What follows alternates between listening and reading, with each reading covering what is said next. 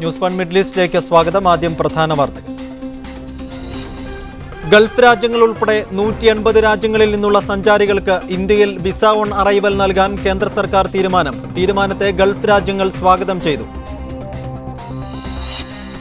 സൗദിയിൽ തൊഴിൽ സമയം ആഴ്ചയിൽ 5 ദിവസവും 40 മണിക്കൂറുമാക്കാനുള്ള ഷൂറ കൗൺസിൽ തീരുമാനത്തിനെതിരെ വ്യവസായികൾ രംഗത്ത്. തീരുമാനം പുനഃപരിശോധിക്കണമെന്ന് Saudi council of chambers Shura കൗൺസിലിനോട്. ലാവ്ലിൻ കമ്പനിക്ക് അനുകൂലമായി ഹൈക്കോടതിയിൽ സർക്കാരിന്റെ സത്യവാങ്മൂലം. കരാർ പാലിക്കുന്നതിൽ കമ്പനി വീഴ്ച വരുത്തിയിട്ടില്ല. CAGയുടെ കണ്ടെത്തലുകൾ അതിശയോക്തി കലർന്നതെന്നും സർക്കാരിന് നഷ്ടമുണ്ടായിട്ടില്ലെന്നും ഊർജ്ജ വകുപ്പ്. സത്യവാങ്മൂലം ലാവ്ലിനെ കരിമ്പട്ടികയിൽപ്പെടുത്തണമെന്ന ഹർജിയിൽ. കൊച്ചൌസേബ് ചിറ്റിലപ്പള്ളിക്കെതിരായ സമരം ജസീറ പിൻവലിച്ചു. സമരം നിർത്തിയത് പാരിതോഷികം സംബന്ധിച്ച് ചിറ്റിലപ്പള്ളി നിലപാട് വ്യക്തമാക്കിയതിനാലെന്ന് ജസീറ. രാത്രിയിൽ യൂത്ത് കോൺഗ്രസുകാർ കയ്യേറ്റം ചെയ്തുവെന്ന് ജസീറ. കുട്ടികളെ പീഡിപ്പിച്ചതിന് ജസീറയ്ക്കെതിരെ കേസെടുത്തു. കുട്ടികളെ ചൈൽഡ് വെൽഫെയർ കമ്മിറ്റി കൊണ്ടുപോയി. തന്നെക്കുറിച്ച് തെറ്റിദ്ധാരണാജനകമായ വാർത്ത പിൻവലിക്കണമെന്നാവശ്യപ്പെട്ട് മനോരമയുടെ മുൻപിൽ ജസീറയുടെ സമരം. TP കേസിലെ CBI അന്വേഷണം പുതിയ അന്വേഷണ സംഘത്തിന്റെ റിപ്പോർട്ടിന് ശേഷമെന്ന് രമേശ് ചെന്നിത്തല. സർക്കാർ CPM-ന് കീഴടങ്ങുന്നുവെന്ന് RMP. പാർട്ടി തീരുമാനിക്കാതെ രമയെ സമരപ്പന്തലിൽ നിന്ന് മാറ്റാനാവില്ല. രമയുടെ ആരോഗ്യനില തൃപ്തികരമെന്ന് ഡോക്ടർമാർ.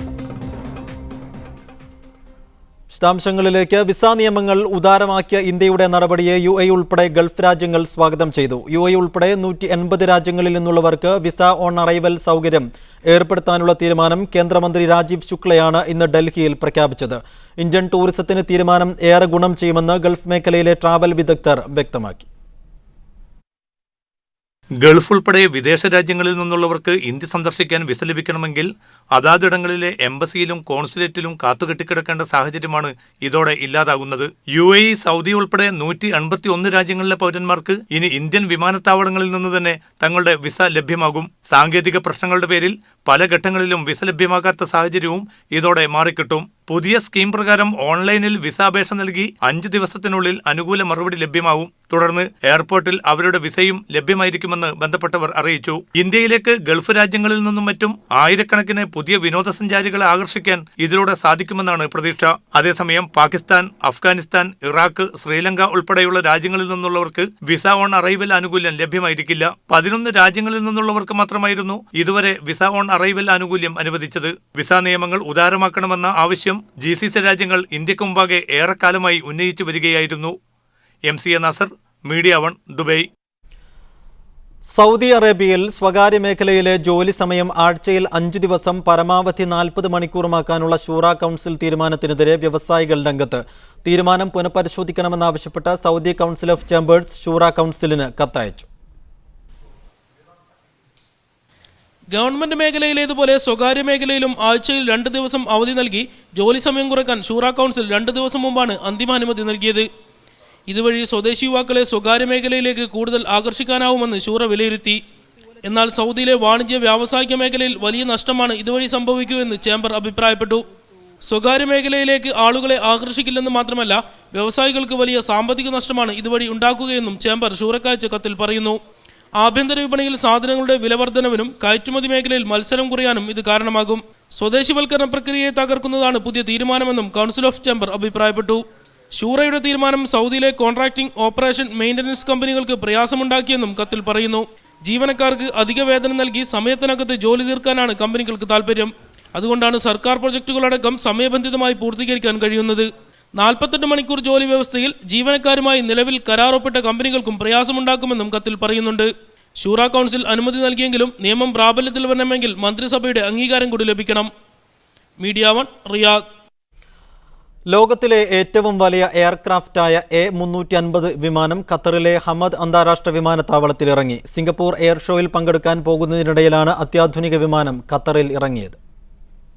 2022 ലോകകപ്പിന് ആതിഥ്യമരുളാനുള്ള ഖത്തറിന്റെ ഒരുക്കങ്ങളുടെ ഭാഗമായാണ് ഹമദ് അന്താരാഷ്ട്ര വിമാനത്താവളം ഒരുങ്ങുന്നത്. മണിക്കൂറിൽ 100 എയർക്രാഫ്റ്റുകളെ ഉൾക്കൊള്ളാനുള്ള സൗകര്യങ്ങൾ ഉദ്ഘാടനത്തിനൊരുങ്ങുന്ന വിമാനത്താവളത്തിൽ ഇപ്പോൾ തന്നെ സംവിധാനിച്ചിട്ടുണ്ട്. ലോകത്തിലെ ഏറ്റവും വലുതും അത്യാധുനിക സംവിധാനങ്ങളുള്ളതുമായ A350 XWB വിമാനത്തിന് രാജകീയമായ സ്വീകരണമാണ് ഇന്നലെ ഹമദ് അന്താരാഷ്ട്ര വിമാനത്താവളത്തിൽ നൽകിയത്. ഖത്തർ എയർവേസിലെ ഉന്നത ഉദ്യോഗസ്ഥർക്കൊപ്പം വിവിധ രാജ്യങ്ങളുടെ സ്ഥാനപതികളും ചടങ്ങിനെത്തിയിരുന്നു. There is more perspective in the future because the growth in this region is very high. Singapore air ഷോയിൽ പങ്കെടുക്കാനായി പുറപ്പെടുന്നതിനിടെയാണ് കൂറ്റൻ വിമാനത്തിന്റെ കന്നി ലാൻഡിംഗ്. ഇത്തരത്തിലുള്ള 80 വിമാനങ്ങളടക്കം 280 എയർക്രാഫ്റ്റുകളാണ് ഖത്തർ ഇതിനകം ഓർഡർ ചെയ്തത്. ഈ വർഷം മാത്രം ഇത്തരം 9 വിമാനങ്ങൾ കൂടി എത്തിച്ചേരും. 2016 മുതൽ ഓരോ മാസവും ഓരോ വിമാനം വീതം വാങ്ങാനാണ് ഖത്തർ എയർലൈൻസിന്റെ പദ്ധതി. ഇതിനായി $500 കോടി ചിലവഴിക്കും. 2022 ലോകകപ്പിനായുള്ള ഖത്തറിന്റെ മുന്നൊരുക്കങ്ങളെ ലോകം ശ്രദ്ധയോടെയാണ് നോക്കിക്കാണുന്നത്. Media 1 Doha. ജനങ്ങൾക്ക് ഏറ്റവും മികച്ച ആരോഗ്യ പരിചരണം അതിവേഗം ഉറപ്പാക്കുമെന്ന് UAE വൈസ് പ്രസിഡന്റും പ്രധാനമന്ത്രിയും ദുബായ് ഭരണാധികാരിയുമായ Sheikh Mohammed bin Rashid Al Maktoum വ്യക്തമാക്കി. രോഗം മുൻകൂട്ടി കണ്ടെത്താനുള്ള പരിശോധന, ഉൾപ്രദേശങ്ങളിൽ പോലും വേഗം വൈദ്യസഹായം എത്തിക്കാനുള്ള മൊബൈൽ ഹെൽത്ത് കെയർ സംവിധാനം എന്നിവ ഉൾപ്പെടെയുള്ള പദ്ധതികൾ വ്യാപകമാക്കും. UAEയിലെ ആരോഗ്യമേഖലയെ രാജ്യാന്തര നിലവാരത്തിലെത്തിക്കാൻ എല്ലാ മെഡിക്കൽ സ്ഥാപനങ്ങളും ഒരുമിച്ച് പ്രയത്നിക്കണമെന്നും അദ്ദേഹം ആവശ്യപ്പെട്ടു. ആരോഗ്യ മന്ത്രാലയം സംഘടിപ്പിച്ച ഗവൺമെന്റ് ഇന്നൊവേഷൻ ലാബിൽ പ്രസംഗിക്കുകയായിരുന്നു അദ്ദേഹം. വില്ലകൾ വിഭജിച്ച് ഒന്നിലധികം കുടുംബങ്ങൾ താമസിക്കുന്നത് തടയണമെന്ന് ഖത്തർ സെൻട്രൽ മുനിസിപ്പൽ കൗൺസിൽ ആവശ്യപ്പെട്ടു. പുതിയ നിർദ്ദേശം ഖത്തറിലെ ഭൂരിഭാഗം തൊഴിലാളികളെയും ദുരിതത്തിലാക്കും. സാമൂഹ്യ സുരക്ഷിതത്വവും പ്രായോഗിക പ്രയാസങ്ങളും പരിഗണിച്ചാണ് നിർദ്ദേശം. വില്ലകൾ വിഭജിക്കുന്നത് നിയമപരമായി തടയണം. ഇപ്രകാരം ചെയ്യുന്നവർക്ക് വെള്ളവും വൈദ്യുതിയും നൽകരുതെന്നും CMC കൂട്ടിച്ചേർത്തു. ലീഡ്സ് ടു ഫ്യൂച്ചർ എന്ന പേരിൽ കരിയർ ഓറിയന്റേഷൻ പ്രോഗ്രാം സംഘടിപ്പിക്കുമെന്ന് Kasaragod district expatriate association Qatar പ്രതിനിധികൾ അറിയിച്ചു. ഫെബ്രുവരി മാസം 14-ന് ഓൾഡ് ഐഡിയൽ ഇന്ത്യൻ സ്കൂളിലാണ് പരിപാടി നടക്കുക. ഇന്ത്യയിലെ പ്രശസ്ത തൊഴിൽ പരിശീലന വിദഗ്ധയായ ശ്രീവിദ്യ സന്തോഷാണ് പരിപാടിയിൽ ക്ലാസ് എടുക്കുക. 50 റിയാലാണ് പ്രവേശന ഫീസ്. ഖത്തറിൽ പ്രവർത്തിക്കുന്ന കമ്പനികളിൽ 20% തൊഴിൽ നിയമങ്ങൾ പാലിക്കുന്നില്ലെന്ന് തൊഴിൽ സാമൂഹ്യകാര്യ മന്ത്രാലയ വൃത്തങ്ങളെ ഉദ്ധരിച്ച് പ്രാദേശിക പത്രം റിപ്പോർട്ട് ചെയ്തു. വരും ദിവസങ്ങളിൽ എല്ലാ കമ്പനികളിലും ഫീൽഡ് സർവേ നടത്താനുള്ള പദ്ധതിയുള്ളതായും മന്ത്രാലയം വ്യക്തമാക്കി. ലോക നിലവാരത്തിലുള്ള എല്ലാ സാങ്കേതിക വിദ്യകളും ഉപയോഗിച്ചുള്ള പരിശീലനങ്ങൾ പരിശീലകർക്ക് നൽകുന്നതാണ്. സൂപ്പർ കാറായ ബുഗാട്ടി വെറോൺ ഇനി ദുബായ് പോലീസിന് സ്വന്തം. പോലീസിന്റെ ആഡംബര കാറുകളുടെ നിരയിലേക്കാണ് അതിവേഗക്കാരനായ ബുഗാട്ടി വെറോൺ എത്തിയിരിക്കുന്നത്. മണിക്കൂറിൽ 431.072 കിലോമീറ്റർ വരെ വേഗത്തിൽ കുതിച്ചുപായാൻ കഴിയുന്ന ബുഗാട്ടി വെറോൺ ഏറ്റവും വില കൂടിയ കാറുകളിൽ ഒന്നാണ്. കാർ ഓഫ് ദ ഡെക്കേഡായി BBC television show Top Gear Bugatti വെറോണിനെ നേരത്തെ തെരഞ്ഞെടുത്തിരുന്നു. ജർമ്മനിയിലെ വോക്സ്വാഗൻ ഗ്രൂപ്പാണ് കാറിന്റെ നിർമ്മാതാക്കൾ. ഫ്രഞ്ച് നഗരമായ മോൾഷീമിൽ ബുഗാട്ടി കാറുകളുടെ നിർമ്മാണത്തിന് മാത്രമായി പ്രത്യേക പ്ലാന്റും നിലവിലുണ്ട്. ആഡംബര വാഹനങ്ങളായ 2 Ferrari FF, Bentley Continental GT, Lamborghini Aventador, Mercedes SLS, Aston Martin 1 എന്നിവ ദുബായ് പോലീസിന്റെ കൈവശം നേരത്തെ തന്നെയുണ്ട്. $40 ലക്ഷം ഇവയുടെ മൊത്തം വില. സോഷ്യൽ മീഡിയയിലൂടെ ദുബൈയുടെ ചരിത്രം രേഖപ്പെടുത്തുന്ന ദുബായ് കിരീടാവകാശി Sheikh Hamdan bin Mohammed bin Rashid Al മക്തൂമിന്റെ പദ്ധതിയായ മൈ ദുബൈയുടെ പ്രചാരണാർത്ഥം വാഹനത്തിന്റെ ഡോറുകളിൽ ഇതിന്റെ തന്നെ സ്റ്റിക്കറുകൾ പതിക്കുമെന്നും അൽമസീന അറിയിച്ചു. Media 1 Dubai. ദുബായ് വിമാനത്താവളത്തിലെത്തിയ യാത്രക്കാരിൽ നിന്ന് വ്യാജ വിസയും പാസ്പോർട്ടും പിടികൂടി. ടെർമിനൽ 3-ലെത്തിയ യാത്രക്കാരിൽ നിന്നാണ് ദുബായ് കസ്റ്റംസ് വ്യാജരേഖകൾ പിടികൂടിയത്. ഒരു ദക്ഷിണേന്ത്യൻ യാത്രക്കാരനിൽ നിന്ന് 25 വ്യാജ വിസകളും ആഫ്രിക്കൻ യാത്രക്കാരനിൽ നിന്ന് 3 വ്യാജ പാസ്പോർട്ടുകളും പിടിച്ചെടുത്തു. പ്രതികളെ പബ്ലിക് പ്രോസിക്യൂഷന് കൈമാറി. കുവൈറ്റ് ഇൻവെസ്റ്റ്മെന്റ് അതോറിറ്റി ഇറ്റലിയിൽ നിക്ഷേപത്തിനൊരുങ്ങുന്നു. ഇറ്റാലിയൻ സ്ട്രാറ്റജിക് ഫണ്ടുമായി സഹകരിച്ച് €500 മില്യൺ വിവിധ സംരംഭങ്ങളിൽ നിക്ഷേപിക്കാനാണ് തീരുമാനം. 2 ദിവസത്തെ സന്ദർശനത്തിനെത്തിയ ഇറ്റാലിയൻ പ്രധാനമന്ത്രി എൻറിക്കോ ലെറ്റയും കുവൈറ്റ് പ്രധാനമന്ത്രി ഷെയ്ഖ് ജാബിർ അൽ മുബാറക് അൽ ഹമദ് അസ്വബാഹും നടത്തിയ കൂടിക്കാഴ്ചയിലാണ് ഇത് സംബന്ധിച്ച് ധാരണയായത്. കുവൈറ്റ് ഇൻവെസ്റ്റ്മെന്റ് അതോറിറ്റിയും ഇറ്റാലിയൻ സ്ട്രാറ്റജിക് ഫണ്ടും സംയുക്തമായി രൂപീകരിക്കുന്ന കമ്പനി വഴിയാണ് കുവൈറ്റ് ഇറ്റലിയിൽ നിക്ഷേപമിറക്കുക. ഇതു സംബന്ധിച്ച നടപടിക്രമങ്ങൾ ഈ വർഷം മാർച്ചോടെ പൂർത്തിയാകും. ഇറ്റലിയിലെ നിക്ഷേപ സൗഹൃദ അന്തരീക്ഷം കുവൈറ്റ് ഭരണകൂടത്തിനും കുവൈറ്റ് ഇൻവെസ്റ്റ്മെന്റ് അതോറിറ്റിക്കും ബോധ്യപ്പെട്ടതാണ് നിക്ഷേപ കരാറിലെത്താൻ സഹായിച്ചതെന്ന് ഇറ്റലി പ്രധാനമന്ത്രി എൻറിക്കോ ലെറ്റ പറഞ്ഞു. എന്നാൽ മുതൽ മുടക്കുന്ന മേഖലകൾ സംബന്ധിച്ച് ഇരു രാജ്യങ്ങളും അന്തിമ തീരുമാനത്തിലെത്തിയിട്ടില്ല. കുവൈത്തി ഭരണകർത്താക്കളുമായുള്ള കൂടിക്കാഴ്ച ഏറെ ഫലപ്രദമായിരുന്നുവെന്ന് എൻറിക്കോ ലെറ്റ വ്യക്തമാക്കി. ഇറ്റലിയും കുവൈത്തുമായുള്ള നയതന്ത്ര ബന്ധം ഊഷ്മളമായി തുടരുന്നതിൽ ഇരു പ്രധാനമന്ത്രിമാരും സന്തോഷം പ്രകടിപ്പിച്ചു. ഇരു രാജ്യങ്ങളും തമ്മിൽ 50 വർഷത്തോളം നീണ്ട സൗഹൃദവും അടുപ്പവും എത്രമാത്രമാണെന്ന് കൂടിക്കാഴ്ചയിൽ ലഭിച്ച സ്വീകരണത്തിലും പെരുമാറ്റത്തിലും മനസ്സിലാക്കാൻ കഴിഞ്ഞതായി ഇറ്റാലിയൻ പ്രധാനമന്ത്രി കൂട്ടിച്ചേർത്തു. Media 1 Kuwait city. ജിദ്ദയിലെ ബലദ് മേഖലയിൽ ഗതാഗത വകുപ്പും ട്രാഫിക് വിഭാഗവും ചേർന്ന് നടത്തിയ പരിശോധനയിൽ 450 വാഹനങ്ങൾക്ക് പിഴയിട്ടു. ഏറെ പഴക്കം ചെന്ന വാഹനങ്ങളും നിരത്തിലിറക്കാൻ ആവശ്യമായ രേഖകളില്ലാത്തതുമായ വാഹനങ്ങൾ പരിശോധനയിൽ പിടിക്കപ്പെട്ടു. സ്പോൺസറുടേതല്ലാത്ത വാഹനം ഓടിച്ചത്, വർക്ക് പെർമിറ്റ് ഇല്ലാത്തത്, യൂണിഫോം ധരിക്കാത്തത് എന്നീ കാരണത്താലാണ് വാഹനങ്ങൾക്ക് പിഴയിട്ടത്. കാലാവധി കഴിഞ്ഞിട്ടും സർവീസ് നടത്തിയതിനെ തുടർന്ന് 50ഓളം ടാക്സി കാറുകളും പിടിയിലായി. 2008 മോഡലിന് മുമ്പുള്ള ടാക്സികൾ സർവീസ് നടത്തിയാൽ 5000 റിയാൽ പിഴയും വാഹനം തടഞ്ഞു വെക്കുകയും ചെയ്യും. റിയാദിൽ ഈ മാസം 17 മുതൽ 20 വരെ നടക്കുന്ന 11ാമത് Saudi print and pack exhibition Indian കമ്പനികൾക്ക് മികച്ച വാണിജ്യ അവസരമാണ് നൽകുന്നത്. ഇന്ത്യയിൽ നിന്നുള്ള 33 കമ്പനികളാണ് എക്സിബിഷനിൽ പങ്കെടുക്കുക. പ്രിന്റ് ആൻഡ് പാക്ക് വിഭാഗത്തോടൊപ്പം പ്ലാസ്റ്റിക് ആൻഡ് പെട്രോകെമിക്കൽ വിഭാഗത്തിലുള്ള സ്ഥാപനങ്ങളുമാണ് റിയാദ് അന്താരാഷ്ട്ര എക്സിബിഷൻ സെന്ററിൽ നടക്കുന്ന പ്രദർശനത്തിൽ പങ്കെടുക്കുക. Plastic export promotion council, Indian printing package and allied machinery manufacturers association എന്നിവ നേതൃത്വം നൽകുന്ന 33 പൊതു സ്വകാര്യ മേഖലകളിലെ കമ്പനികളാണ് ഇന്ത്യയിൽ നിന്ന് മേളയിൽ പങ്കെടുക്കുന്നത്. സൗദിയിലെ ഇന്ത്യൻ വാണിജ്യ സംരംഭകർക്ക് പ്രദർശനം ഒരു സുവർണാവസരമായിരിക്കുമെന്ന് ഇന്ത്യൻ എംബസി പ്രത്യാശ പ്രകടിപ്പിച്ചു. വ്യവസായ വാണിജ്യ രംഗത്തെ മുഴുവൻ പേരെയും പ്രദർശനത്തിലേക്ക് സ്വാഗതം ചെയ്യുന്നതായി embassy commercial wing secretary Surinder Bhagat പറഞ്ഞു. എക്സിബിഷൻ സെന്ററിലെ 3-ാം നമ്പർ ഹാളിലാണ് ഇന്ത്യൻ പ്രദർശനം നടക്കുക. പ്രത്യേകം സജ്ജീകരിച്ച 3 ബ്ലോക്കുകളിലായി പ്ലാസ്റ്റിക് പാക്കേജിംഗ് പ്രൊഡക്റ്റ് മാനുഫാക്ചറിംഗ് രംഗത്തെ അതിനൂതന യന്ത്രസാമഗ്രികളുടെയും അസംസ്കൃത വസ്തുക്കളുടെയും പ്രദർശനം പ്രധാന ആകർഷകമായിരിക്കും. Anupam heats and controls, Aristo exporters, blue pass industries, Omega Plasto, Phonex enterprises, Lohia corp, Vinodra engineers തുടങ്ങിയ പ്രമുഖ കമ്പനികളാണ് സ്വന്തം ഉൽപ്പന്നങ്ങളുമായി പ്രദർശനത്തിനെത്തുക. Media 1 Riyadh. ഗവൺമെന്റ് സമ്മിറ്റിനോടനുബന്ധിച്ച് പ്രഖ്യാപിക്കുന്ന ഗവൺമെന്റ് അവാർഡിന് ഇന്ത്യൻ അന്തിമ പട്ടികയിൽ 31 മൊബൈൽ ആപ്ലിക്കേഷനുകൾ ഇടം പിടിച്ചു. സർക്കാർ സേവനങ്ങൾ പൊതുജനങ്ങൾക്ക് മൊബൈൽ ഫോണിലൂടെ ലഭ്യമാക്കുന്നതിന്റെ ഭാഗമായാണ് മൊബൈൽ ആപ്ലിക്കേഷനുകൾക്ക് അവാർഡ് പ്രഖ്യാപിച്ചത്. ഫെബ്രുവരി 10 മുതൽ 12 വരെ നടക്കുന്ന ഗവൺമെന്റ് സമ്മിറ്റിൽ അവാർഡുകൾ പ്രഖ്യാപിക്കും. ഗൾഫ് രാജ്യങ്ങളിൽ നിന്ന് മികച്ച പ്രതികരണമാണ് മത്സരത്തിന് ലഭിച്ചതെന്ന് അധികൃതർ അറിയിച്ചു. കടൽ മാർഗം കുവൈറ്റിലേക്ക് പ്രവേശിക്കാൻ ശ്രമിച്ച 4 ഇറാനിയൻ നുഴഞ്ഞുകയറ്റക്കാരെ തീരരക്ഷാസേന പിടികൂടി. കഴിഞ്ഞ ദിവസം അർദ്ധരാത്രിയോടെയാണ് രാജ്യത്തിന്റെ സമുദ്രാതിർത്തിയിലേക്ക് കടക്കാൻ ശ്രമിച്ച ഇവർ കോസ്റ്റ് ഗാർഡിന്റെ പിടിയിലായത്. സംഘത്തിൽ നിന്ന് മയക്കുമരുന്നും പിടികൂടിയിട്ടുണ്ട്. കുവൈറ്റിൽ വിൽപ്പന നടത്തിയ നിരോധിച്ച 68 ഇനം മരുന്നുകൾ പിടികൂടി. വ്യാജ ഔഷധങ്ങൾക്കെതിരെ കരുതിയിരിക്കാൻ ആരോഗ്യ മന്ത്രാലയം മുന്നറിയിപ്പ് നൽകി. മരുന്ന് വാങ്ങുന്നതിനും ഉപയോഗിക്കുന്നതിനും മുമ്പ് അത് വ്യാജമല്ലെന്ന് ഉറപ്പുവരുത്തണമെന്നും മന്ത്രാലയം നിർദ്ദേശം നൽകി.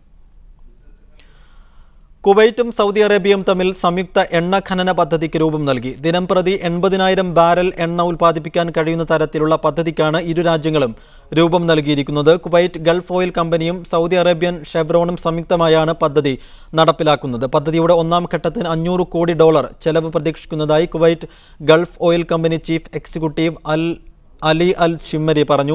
258 ഉൽപാദന എണ്ണ കിണറുകൾ, 133 ഇഞ്ചക്ഷൻ കിണറുകൾ, 67 നിരീക്ഷണ കിണറുകൾ, 5 സ്റ്റോം വാട്ടർ ഇഞ്ചക്ഷൻ കിണറുകൾ എന്നിവ അടങ്ങുന്നതാണ് പദ്ധതിയുടെ 1-ാം ഘട്ടം. ബഹ്റൈനിൽ വാഹന പരിശോധനയ്ക്ക് ഇലക്ട്രോണിക് വൽകൃത സംവിധാനം വരുന്നു. ഇതോടൊപ്പം ട്രാഫിക് വിഭാഗത്തിലെ നടപടിക്രമങ്ങൾ ലഘൂകരിക്കുന്ന വിവിധ ഓൺലൈൻ സേവനങ്ങളും നടപ്പിലാക്കുമെന്ന് അധികൃതർ അറിയിച്ചു. ട്രാഫിക് ജനറൽ ഡയറക്ടറേറ്റും ഗവൺമെന്റും സഹകരിച്ചാണ് ബഹ്റൈനിൽ വാഹന പരിശോധന ഇലക്ട്രോണിക് വൽക്കരിക്കാനുള്ള പദ്ധതി നടപ്പിലാക്കുന്നത്. രാജ്യത്ത് ട്രാഫിക് സേവനങ്ങൾ മുഴുവനായും ഇലക്ട്രോണിക് വൽക്കരിക്കുന്ന വിപുലമായ പദ്ധതിയുടെ ഭാഗമായാണ് വാഹന പരിശോധനാ രംഗത്ത് ഇലക്ട്രോണിക് വൽക്കരണവും ഓൺലൈൻ സേവനവും ഏർപ്പെടുത്തുക. സാങ്കേതിക വിദഗ്ധരുടെ സഹായത്തോടെയാണ് വാഹനങ്ങളുടെ കാര്യക്ഷമതാ പരിശോധന പുതിയ രീതിയിൽ നടത്തുവാനുള്ള സംവിധാനം രൂപപ്പെടുത്തുന്നത്. വാഹനങ്ങളുടെ വിവരങ്ങൾ കമ്പ്യൂട്ടറുകൾ വഴി ബന്ധപ്പെടുത്തുകയും വാഹനങ്ങൾ കാര്യക്ഷമതയുള്ളതാണോ എന്ന് കമ്പ്യൂട്ടർവൽകൃത സംവിധാനത്തിലൂടെ തന്നെ അറിയുകയും ചെയ്യാൻ കഴിയുന്ന രീതിയാണിതെന്ന് traffic director Sheikh Nasser bin Abdulrahman Al Khalifa വ്യക്തമാക്കി. ഈ പദ്ധതി നടപ്പിലാകുന്നതോടുകൂടി ഫോം പൂരിപ്പിക്കേണ്ട ആവശ്യമുണ്ടാവുകയില്ല. ട്രാഫിക് ഇടപാടുകളിൽ സമയലാഭം നേടാനും നടപടികൾ ലഘൂകരിക്കാനും ഇലക്ട്രോണിക് വൽക്കരണം വഴി കഴിയുമെന്നാണ് അധികൃതരുടെ പ്രതീക്ഷ. Media 1 Bahrain. ജോർദാനിൽ അഭയാർത്ഥികളായി കഴിയുന്ന സിറിയക്കാർക്ക് കുവൈറ്റ് അമീർ $50 ലക്ഷം സഹായം പ്രഖ്യാപിച്ചു. ഇസ്ലാമിക് ചാരിറ്റി ഓർഗനൈസേഷൻ വഴിയാണ് സഹായം നൽകുക. അമീർ ഷെയ്ഖ് സ്വബാഹ് അൽ അഹ്മദ് അൽ ജാബിർ അസ്വബാഹാണ് ഇത് പ്രഖ്യാപിച്ചത്.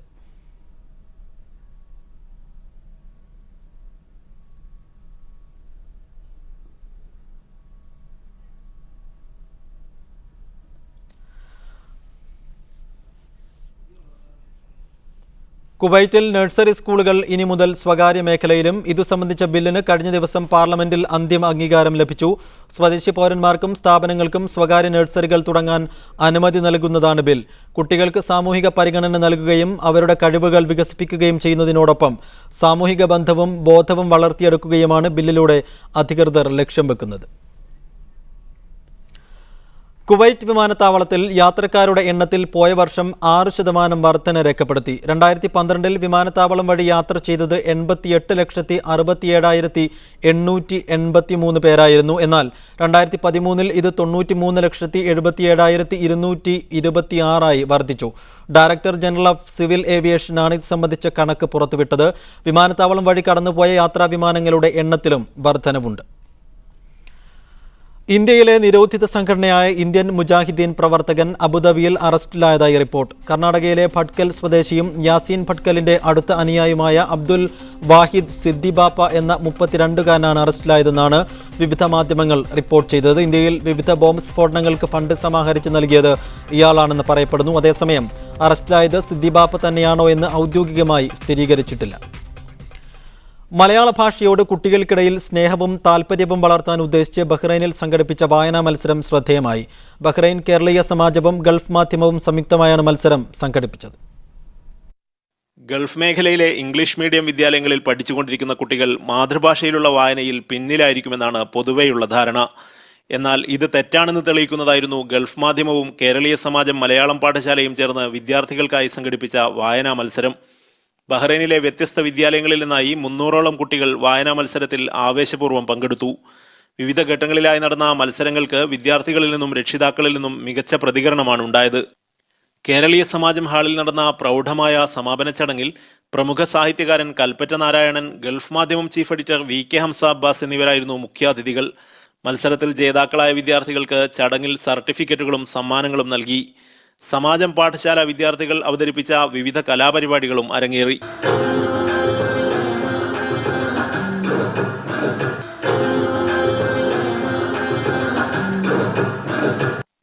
മാതൃഭാഷയെ വളർത്താനുള്ള നടപടികൾ കേരളത്തിലെ ഭരണകൂടത്തിന്റെ ഭാഗത്തു നിന്നുണ്ടാകുന്നില്ലെങ്കിലും പ്രവാസ ലോകത്ത് മലയാളത്തിന്റെ അന്തസ്സ് തിരിച്ചറിയപ്പെടുന്നതായി കൽപ്പറ്റ നാരായണൻ പറഞ്ഞു. കേരളീയ സമാജം പ്രസിഡന്റ് K ജനാർദ്ദനൻ അധ്യക്ഷത വഹിച്ച ചടങ്ങിൽ Madhyamam Bahrain bureau chief Hashim Elamaram ആമുഖഭാഷണം നടത്തി. KIG president Syed Ramadan Nadvi, Samajam secretary Prince Natarajan, സാഹിത്യ വിഭാഗം സെക്രട്ടറി സജി മാർക്കോസ്, ബിജു M സതീഷ് എന്നിവരും സംസാരിച്ചു. Siraj Pallikkara, media 1, Bahrain. വാർത്തകൾ തുടരുന്നു. കൊച്ചൌസേബ് ചിറ്റിലപ്പള്ളിക്കെതിരായ കൊച്ചിയിൽ നടത്തിവന്ന സമരം ജസീറ പിൻവലിച്ചു. ബാലാവകാശ നിയമപ്രകാരം ജസീറയുടെ കുട്ടികളെ തൽക്കാലത്തേക്ക് ശിശുക്ഷേമ സമിതിയിലേക്ക് മാറ്റി. സമരം അവസാനിപ്പിച്ചതായി എഴുതി നൽകിയാൽ മാത്രമേ ജസീറയ്ക്ക് കുട്ടികളെ വിട്ടു നൽകുകയുള്ളൂ. അതേസമയം പനമ്പള്ളി നഗറിലെ മലയാള മനോരമ ഓഫീസിന് മുന്നിൽ ജസീറ കുത്തിയിരിപ്പ് സമരം തുടങ്ങി. തന്നെക്കുറിച്ചുള്ള വാർത്തകൾ തിരുത്തി പ്രസിദ്ധീകരിക്കണമെന്നാവശ്യപ്പെട്ടാണ് സമരം. പോലീസ് തന്നെ മർദ്ദിച്ചുവെന്ന് കാണിച്ച് ജസീറ പരാതി നൽകിയിരുന്നു. പരാതിയുടെ അടിസ്ഥാനത്തിലാണ് ജസീറയെ എറണാകുളം ജില്ലാ ആശുപത്രിയിലേക്ക് പരിശോധനയ്ക്കായി കൊണ്ടുവന്നത്. വൈദ്യപരിശോധനയ്ക്ക് ശേഷം പുറത്തിറങ്ങിയ ജസീറ ചിറ്റിലപ്പള്ളിക്കെതിരെ നടത്തുന്ന സമരം പിൻവലിക്കുന്നതായി അറിയിച്ചു. പ്രഖ്യാപിച്ച തുക ചിറ്റിലപ്പള്ളി സാമൂഹ്യനീതി വകുപ്പിന്റെ താലോലം പദ്ധതിക്ക് കൈമാറുന്നുവെന്ന് അറിയിച്ചതിനെ തുടർന്നാണ് സമരം പിൻവലിക്കുന്നതെന്ന് ജസീറ അറിയിച്ചു. പരസ്യമായിട്ട് ചിറ്റിലപ്പള്ളി തിരിച്ചെടുത്തത് പ്രഖ്യാപിച്ചത് ഞാൻ അറിഞ്ഞു. അത് ശരിയാണെങ്കിൽ, ആ വാർത്ത ശരിയാണെങ്കിൽ ഞാൻ പിൻവലിച്ചു. ബുധനാഴ്ച ഒരു സംഘം യൂത്ത് കോൺഗ്രസ് പ്രവർത്തകർ മർദ്ദിച്ചതായും ജസീറ പരാതിപ്പെട്ടിരുന്നു. അവർ വന്നിട്ട് പറഞ്ഞു, നീ അബ്ദുള്ളക്കുട്ടിക്കെതിരെ മത്സരിക്കോടിയും ചോദിച്ചു. ഞാൻ പറഞ്ഞു, ഞാൻ അവരോട് മറുപടി പറയാൻ അവിടെ ഒരു സംഘമുണ്ട്, അതുകൊണ്ട് മറുപടി പറയാൻ എനിക്ക് അത് മാത്രമല്ല ഒരു മണിക്കൂറുകളായിട്ട് എന്നെ ശല്യപ്പെടുത്തിക്കൊണ്ടിരിക്കുന്ന ഒച്ച പോയി മുഴുവൻ. അന്നേരം ഞാൻ ക്ഷീണിച്ചിട്ട് ഞാൻ പറഞ്ഞു, എനിക്കൊന്നും വയ്യെന്ന് പറഞ്ഞു. എനിക്ക് നിങ്ങൾ കേൾക്കണം പറഞ്ഞ് ചെവി പൊത്തിയിട്ട് അവിടെ കിടന്നപ്പോൾ അവർ എന്നെ തള്ളി മാറ്റിയിട്ട് എൻ്റെ ഉറങ്ങുന്ന എൻ്റെ മക്കളുടെ പെൺമക്കളുടെ മേലെ ചവിട്ടിക്കൊണ്ട് അപ്പുറത്തേക്ക് പോയി. ആശുപത്രിയിൽ വെച്ച് കോടതി ഉത്തരവിന്റെ അടിസ്ഥാനത്തിലാണ് ജസീറയുടെ കുട്ടികളെ ശിശുക്ഷേമ വകുപ്പ് ഉദ്യോഗസ്ഥർ ബലമായി കൊണ്ടുപോയത്. അതിനുശേഷമാണ് ജസീറ നാടകീയമായി ഓടിപ്പോയത്.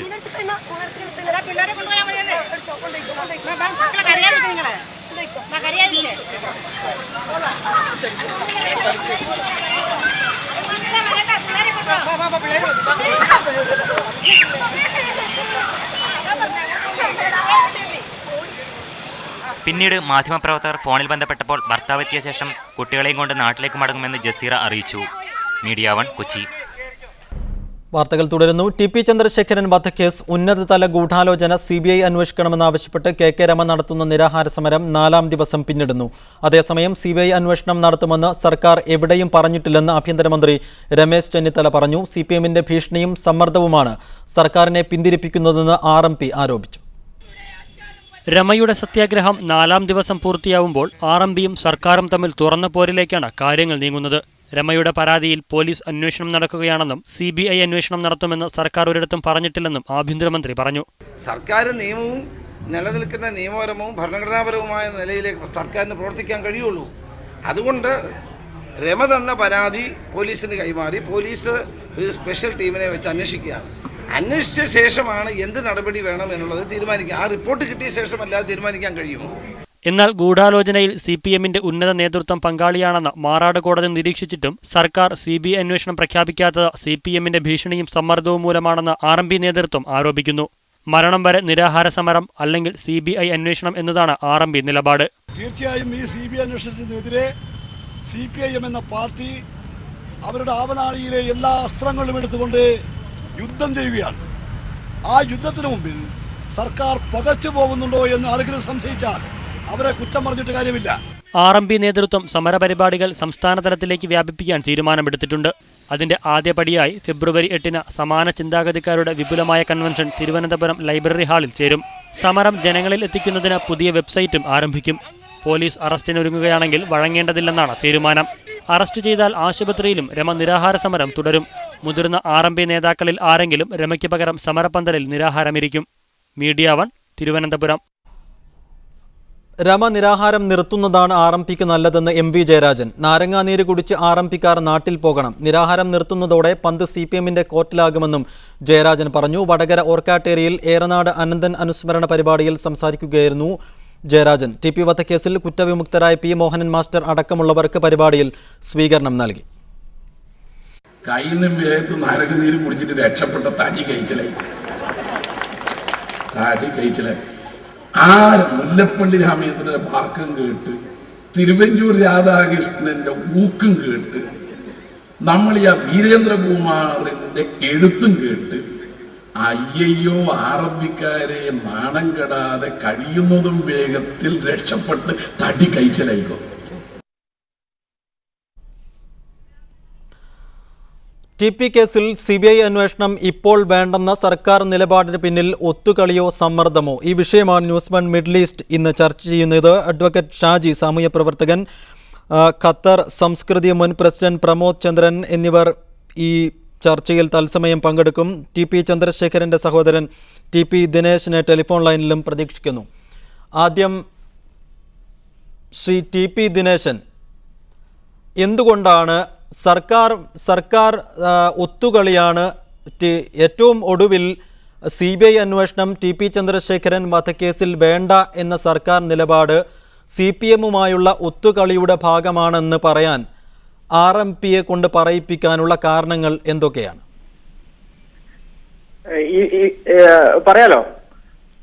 പറഞ്ഞോളൂ. ഇവിടെ നമ്മൾ പരിശോധിക്കേണ്ട കാര്യം വളരെ വ്യക്തമാണ്. ചന്ദ്രശേഖരന്റെ വധം ഗൂഢാലോചന എന്ന് വളരെ വ്യക്തമായിട്ട് മുഴുവൻ ജനങ്ങൾക്കും മനസ്സിലായിട്ടുണ്ട്. അത് കോടതി വിധിയിലും വളരെ കൃത്യമായിട്ട് പറഞ്ഞിട്ടുണ്ട്. ഇത് നമ്മൾ പരിശോധിക്കേണ്ടത് ഈ ഗൂഢാലോചന എവിടം വരെ നമുക്ക് തെളിയിക്കാൻ പറ്റും, എന്തുകൊണ്ട് നമ്മൾ ഗൂഢാലോചന അന്വേഷിക്കണം എന്ന് പറയുന്നത് ഇത് കേരള സമൂഹത്തിന്റെ ഒരാവശ്യമാണ്. അതായത് സാധാരണ ഒരു രമേശിയുടെയോ അല്ലെങ്കിൽ രമേശിയുടെ കുടുംബത്തിനോ അല്ലെങ്കിൽ RMPയുടെയോ മാത്രമല്ല ഇതിന്റെ ഒരു ആവശ്യം. ഇത് കേരള ജനതയുടെ, അതായത് ഈ കേരളത്തിൽ നമ്മൾ സമാധാനം ആഗ്രഹിക്കുന്ന മുഴുവൻ ജനങ്ങളുടെ ഒരു ആവശ്യമാണ്. രമ സഖാവ് ഇപ്പോ ഒരു പ്രതീകമായി മാറുക ചെയ്തത് നിങ്ങൾ മനസ്സിലാക്കേണ്ട കാര്യമാണ്. ഒരു പ്രതീകം എന്ന് പറയുന്നത് കേരള സമൂഹത്തിലെ ഒരു മുഴുവൻ സ്ത്രീകളുടെയും കണ്ണീര് പറ്റിയ, അല്ലെങ്കിൽ മകൻ നഷ്ടപ്പെട്ട, ഭർത്താവ് നഷ്ടപ്പെട്ട, അല്ലെങ്കിൽ പ്രതികരിക്കാൻ പറ്റാത്ത പല സാധാരണ സ്ത്രീകളുടെ ഒരു പ്രതീകമാണ് രമ സഖാവ് മാറിയിരിക്കുന്നത്. നിങ്ങൾ മനസ്സിലാക്കേണ്ട കാര്യം അതാണ്. പിന്നെ വേറൊരു കാര്യം നമ്മൾ മനസ്സിലാക്കേണ്ടത്, ഇപ്പൊ ജയരാജന്റെ MV ജയരാജൻ എന്ന് പറഞ്ഞ വ്യക്തി, ആ പേര് പോലും ഉച്ചരിക്കാൻ എനിക്ക് മടി തോന്നുന്നു. കാരണം എന്ന് വെച്ചാൽ ഇവരൊക്കെ മുമ്പ് പറഞ്ഞത് നിങ്ങളൊക്കെ നിങ്ങളൊക്കെ ചാനലിൽ പറഞ്ഞതാണ്, ഏത് ചന്ദ്രശേഖരൻ എന്ത് ചന്ദ്രശേഖരൻ എന്നൊക്കെ പറഞ്ഞത് നിങ്ങൾ കേട്ടതാണ്. ഇവർക്കൊക്കെ നാവിന് എല്ലാത്തോണ്ടും പലതും പറയും. ഇപ്പോ ഈ ജയരാജന്മാരും ഈ CPMന്റെ നരാധനന്മാരും ഒന്ന് മനസ്സിലാക്കേണ്ട കാര്യം എന്ന് പറയുന്നത്, കൃത്യമായിട്ട് ചന്ദ്രശേഖരൻ ആരാണെന്ന് പിണറായിയോട് ഒന്ന് ചോദിച്ച് മനസ്സിലാക്കാൻ പറയണം. ഇതിൽ വേറെ ഒരു ഇവരൊക്കെ നാവിട്ട് ഇളക്കിയിട്ടാണല്ലോ പല കാര്യങ്ങളും. ഇപ്പൊ മണി ഒഞ്ചത്ത് വന്നിട്ട് കുറെ കാര്യങ്ങൾ പറഞ്ഞു പോയല്ലോ. പക്ഷെ ജനങ്ങൾ എങ്ങനെയാണ് തീരുമാനിക്കുന്നത്? ഇവർക്കൊക്കെ വോട്ട് മാത്രമല്ല, ഇവർക്ക് കൃത്യമായിട്ട് ചൂല് തന്നെ ആവശ്യമാണ്. യാതൊരു സംശയവുമില്ല കാര്യത്തിൽ. ഞാൻ താങ്കളിലേക്ക് തിരിച്ചു വരാം. ഖത്തർ സംസ്കൃതി മുൻ പ്രസിഡന്റ് പ്രമോദ് ചന്ദ്രൻ ഈ ചർച്ചയിൽ പങ്കുചേരുന്നു. ശ്രീ പ്രമോദ് ചന്ദ്രൻ, വളരെ പ്രതീക്ഷയോടുകൂടിയാണ് കെ രമയും ഒപ്പം RMP നേതാക്കളും തിരുവനന്തപുരത്തേക്ക് വണ്ടി കയറിയത്. നിരാഹാര സമരം തുടങ്ങുന്നു. ഒപ്പം CPM ആരോപിക്കുന്നു തിരക്കഥയുടെ ഭാഗമാണ്, UDF RMPയുമായി ഉണ്ടാക്കിയ തിരക്കഥയുടെ ഭാഗമാണ് ഈ നിരാഹാരം എന്ന് പറയുന്നു. തിരുവഞ്ചൂർ രാധാകൃഷ്ണൻ ഉൾപ്പെടെയുള്ള മന്ത്രിമാരും മറ്റ് UDFന്റെ പ്രമുഖരും നിരാഹാര സമരത്തിൽ പങ്കെടുക്കുന്നു. ഈ കാര്യങ്ങളെല്ലാം പൊതുജനങ്ങൾക്ക് വലിയ പ്രതീക്ഷയുണ്ടാക്കുന്നു. 2 ദിവസത്തിനുള്ളിൽ തന്നെ ഒരു പക്ഷേ കേസ് CBIക്ക് വിട്ടേക്കാമെന്ന് പൊതുജനങ്ങളും സാധാരണക്കാരും വിശ്വസിക്കുന്നു.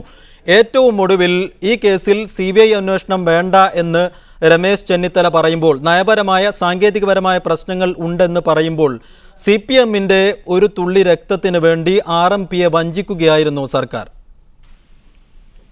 ഇത് ഞാൻ ഇതിനു മുമ്പ് സംസാരിച്ച ആളാരാണെന്ന് എനിക്ക് ശരിക്കും മനസ്സിലായിട്ടുണ്ടായിരുന്നില്ല. അദ്ദേഹം വളരെ ക്ഷോഭം കൊണ്ട് സംസാരിക്കുന്നതായിട്ടാണ് കണ്ടത്. എന്നെ സംബന്ധിച്ച് പറയുകയാണെങ്കിൽ ഈ രമ നടത്തുന്ന ഈ സമരങ്ങളെല്ലാം തന്നെ ഒരു സ്പോൺസേർഡ് പ്രോഗ്രാമാണെന്നുള്ള കാര്യത്തിൽ യാതൊരു സംശയവുമില്ല. കാരണം ഒരു കൊലപാതകം നടന്നു, അതിൽ രമയുടെ ഭർത്താവ് നഷ്ടപ്പെട്ടതും അത്തരം വേദനകളിലൊക്കെ നമുക്ക് അങ്ങേയറ്റത്തെ വേദനയുണ്ട്, അതിൽ നമുക്ക് ദുഃഖമുണ്ട്. അതോടൊപ്പം തന്നെ ഇവർ ഈ ഒരു കേസ് ഫ്രെയിം ചെയ്ത് CPMനെ അത് കൃത്യമായി കൊടുക്കാൻ വേണ്ടി 80ഓളം പ്രതികളെ 2 കൊല്ലത്തോളം ജയിലിലിട്ട് അതിന് 62 പേരെ വെറുതെ വിട്ട ഒരു കേസ്. ഇനി ആ രമയ്ക്ക് ഇത്തരം കാര്യങ്ങളിൽ എന്തെങ്കിലും വിയോജിപ്പുണ്ടെങ്കിൽ, സംശയത്തിന്റെ തെളിവുകൾ നിൽക്കുന്നുണ്ടെങ്കിൽ, അതിന് സെക്രട്ടേറിയറ്റ് പഠിക്കാൻ പോയിട്ട് നിരാഹാരം കെടുക്കലല്ല ഇന്ത്യയിലത്തെ ഒരു ജനാധിപത്യ രീതിയിലുള്ള മാർഗം. ഇവിടെ കീഴ്ക്കോടതികളുണ്ട്, അതിന്റെ മീത കോടതികളുണ്ട്, ഹൈക്കോടതിയുണ്ട്, സുപ്രീം കോടതിയുണ്ട്. ഇതിനൊന്നും മുതിരാതെ ഈ കേസിന്റെ മെറിറ്റ് എന്താണെന്നോ അതിന്റെ നിയമോശങ്ങളോ മനസ്സിലാക്കാതെ നേരെ സെക്രട്ടേറിയറ്റ് പഠിക്കിലേക്ക്, അതും വമ്പിച്ച VM സുധീരൻ അടക്കമുള്ള ആൾക്കാരുമായി ബന്ധപ്പെട്ടുകൊണ്ട് അന്നത്തെ മാധ്യമത്തിലത്തെ ഹെഡിങ് കണ്ടാൽ അറിയാലോ, മാധ്യമത്തിൽ ഒരു 15ഓളം ഹെഡിങ്. എന്താണ് ഇതിന് മാത്രമുള്ള ഒരു സംഭവം? അത്രയും വലിയൊരു പ്രചരണ ഘോഷം അതോടുകൂടി അവിടെ ചെന്ന് ഇതിന് CPM എന്തിന് മറുപടി പറയണം? CPMനെ സംബന്ധിച്ചിടത്തോളം ഇത്തരം ഒരു കാര്യത്തിൽ ഞങ്ങൾ അന്നും ഇന്നും ഒരേ ശ്രീ പ്രമോദ് ചന്ദ്രൻ, അതിന്റെ രാഷ്ട്രീയ വിഷയങ്ങളിലേക്കും നിയമപരമായ വിഷയങ്ങളിലേക്കും നമുക്ക് വരാം. ഇവിടെ കോൺഗ്രസ് UDF ഏതെങ്കിലും തരത്തിൽ RMPക്ക് വാക്ക് നൽകി CBI അന്വേഷണം ഉറപ്പായി പ്രഖ്യാപിക്കും, നിങ്ങൾ നിരാഹാരം നടത്തിക്കോളൂ എന്ന തരത്തിലുള്ള ഏതെങ്കിലും ഒരു ഉറപ്പ് RMPക്ക് നൽകിയതായി താങ്കൾ വിശ്വസിക്കുന്നുണ്ടോ? തീർച്ചയായിട്ടും ഞാൻ വിശ്വസിക്കുന്നുണ്ട്. കാരണം ഈ സമരം, ഈ കൊലപാതകം നടന്ന അന്ന് മുതൽ ആ രാത്രി 2 മണി മുതൽ UDF നേതാക്കളുടെയും മുഖ്യമന്ത്രിയുടെയും കേന്ദ്രമന്ത്രി മുല്ലപ്പള്ളി അടക്കമുള്ള കേന്ദ്ര നേതാക്കളുടെയും രമയുടെ വീട്ടിലെ നിത്യസന്ദർശനവും അതോടൊപ്പം തന്നെ ഈ CBI അന്വേഷണം ആവശ്യപ്പെട്ടുകൊണ്ട് സെക്രട്ടേറിയറ്റ് പടിക്കൽ കിടക്കുന്ന സമരത്തെ അഭിസംബോധന ചെയ്തുകൊണ്ട് തിരുവഞ്ചൂർ രാധാകൃഷ്ണൻ അടക്കം സംസാരിക്കുമ്പോൾ നമ്മൾ വേറെന്താ മനസ്സിലാക്കേണ്ടത്? അത് ഒരു ബുദ്ധിയുള്ള കേരളത്തിലത്തെ ഒരു സാമാന്യ ജനത്തിന് പകൽ പോലെ വ്യക്തല്ലേ? അവിടെ പിണറായി വിജയനെ പ്രതി ചേർക്കണമെന്ന് വ്യക്തമാണ്. ഞാനൊന്ന് ഇടപെടുന്നു. കുവൈറ്റിൽ നിന്നും കാസിം എന്ന പ്രേക്ഷകൻ ചർച്ചയിൽ പങ്കെടുക്കുന്നു. കാസിം, താങ്കൾക്ക് പറയാം.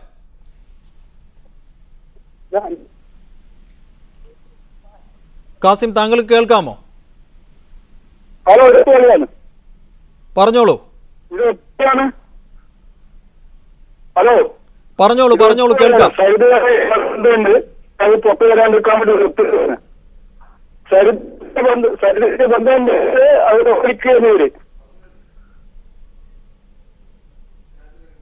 അതുമായുള്ള ടെലിഫോൺ ബന്ധത്തിൽ ചെറിയ തകരാറുണ്ട്. TP ദിനേശൻ, നേരത്തെ പ്രമോദ് ചന്ദ്രൻ സൂചിപ്പിച്ച ഒരു കാര്യം, വലിയ രീതിയിലുള്ള ഒരു ഉറപ്പ് RMPക്ക് സർക്കാർ നൽകിയിട്ടുണ്ട്. ഏത് തരത്തിലുള്ള ഒരു ഉറപ്പായിരിക്കും RMPക്ക് സർക്കാർ CBI അന്വേഷണത്തിന്റെ കാര്യത്തിൽ നൽകിയിട്ടുണ്ടാവുക? കബളിപ്പിക്കുകയായിരുന്നോ UDF RMPയെ? ഇവിടെ ഒരു കാര്യം വ്യക്തമാണ്. RMPക്ക് UDF ഒരു ഉറപ്പ് കൊടുക്കുന്നതിനെ പറ്റിയോ ഒന്നുമല്ല നമ്മളെ വിഷയം. രമേശ് സഖാവ് എന്താണ് പറഞ്ഞിരിക്കുന്നത്? രമേശ് സഖാവിന്റെ ഉദ്ദേശം എന്ന് പറയുന്നത് നമ്മൾ കൃത്യമായിട്ട് ചാനലുകളൊക്കെ കൃത്യമായിട്ട് കാണിച്ചാണ്. ഈ ഗൂഢാലോചന കുറ്റം, അതായത് കോടതി വളരെ കൃത്യമായി രേഖപ്പെടുത്തിയ ഗൂഢാലോചന കുറ്റം കൃത്യമായിട്ട് ഇനിയും അന്വേഷിക്കണം. അതിന് ഏത് രീതിയിലുള്ള അന്വേഷണം വേണം എന്നുള്ളത് സംസ്ഥാന ഗവൺമെന്റോ അതിന്റെ ചട്ടങ്ങളോ അനുസരിച്ച് മുന്നോട്ട് പോട്ടെ. പക്ഷെ ഞങ്ങളെ ഉദ്ദേശം എന്ന് പറയുന്നത് എന്തുകൊണ്ട് നിഷ്പക്ഷമായിട്ടുള്ള ഒരു ഏജൻസി വേണം എന്ന് പറയുന്നത്, ഇവിടെ ഒത്തുകളിയുടെ ഭാഗത്തിന്റെ വളരെ കൃത്യമായ സീനുകൾ നമ്മൾ ഒരുപാട് കണ്ടുപോയിട്ടുണ്ട്. അതുകൊണ്ട് നമുക്ക് ഇനി മുന്നോട്ട് പോകണമെങ്കിൽ, അതായത് വലിയ സ്രാവുകളെ നമ്മൾ പിടിക്കണമെങ്കിൽ, അല്ലെങ്കിൽ ആ രീതിയിലുള്ള കൃത്യമായ അന്വേഷണം നടക്കണമെങ്കിൽ കൃത്യമായിട്ട് നിഷ്പക്ഷമായിട്ടുള്ള ഒരു ഏജൻസി മാത്രമേ അതിന് കാര്യക്ഷമമായി ചെയ്യാൻ പറ്റൂ. അതുകൊണ്ട് മാത്രമാണ് നമ്മൾ CBI എന്ന അന്വേഷണത്തെ അതിൽ ഊന്നി പറയുന്നത്. ഇത് UDF ആയിട്ട് ഒത്തുകളി ഉണ്ടെങ്കിൽ നമുക്ക് പോലീസിന്റെ അന്വേഷണം മതിയെന്ന് പറഞ്ഞാൽ മതിയല്ലോ. പിന്നെ അവർ തന്ന ഉറപ്പിന്റെ അടിസ്ഥാനം നമ്മൾ കാണുന്നുണ്ടല്ലോ ഇപ്പോൾ എന്താണ് സംഭവിക്കുന്നതെന്ന്. അവരെ മാറ്റങ്ങളും CPMന്റെ സമ്മർദ്ദം മൂലം ഈവൻ നമ്മള് ആഭ്യന്തരമന്ത്രി പോലുള്ള അവരുടെ വാക്കുകളുടെ മാറ്റങ്ങളും അവരുടെ ബോഡി ലാംഗ്വേജ് കണ്ടാൽ നമുക്കറിയാം എവിടെയാണ് സമ്മർദ്ദം, ആരാണ് അഡ്ജസ്റ്റ്മെന്റ്. കഴിഞ്ഞ സമരങ്ങളിൽ നമ്മൾ കണ്ടുപോയതാണ്. ഇതിനെക്കുറിച്ച് കൂടുതൽ ചർച്ച ചെയ്തിട്ട് ഒരു കാര്യമില്ല. പക്ഷെ ജനങ്ങൾ ഒരു കാര്യം മനസ്സിലാക്കിയിട്ടുണ്ട്. ആ മനസ്സിലാക്കിയ ജനങ്ങൾ ആ രീതിയിൽ അതിനെ കാര്യങ്ങൾ ഏറ്റെടുത്ത് മുന്നോട്ട് കൊണ്ടുപോകുക തന്നെ ചെയ്യും. കാരണം ഇതൊരു സമൂഹത്തിന്റെ ആവശ്യമാണ്, ഒരു ജനതയുടെ ആവശ്യമാണ്. ഇത്രയേ പറയാനുള്ളൂ. റൈറ്റ്. കാസർകോട്ടിൽ നിന്നും ബാലൻ എന്ന പ്രേക്ഷകൻ കൂടി ചേരുന്നു. ബാലൻ, താങ്കൾക്ക് പറയാം. ഇതിലുള്ള വിഷയം എന്ന് പറഞ്ഞാൽ, ഒരു നിയമ നടപടി എന്ന് പറയുന്നത് അതിന്റെ കേസുമായി ബന്ധപ്പെട്ട് കോടതിയുടെ ഒരു വിചാരണ വിധി നടന്നു.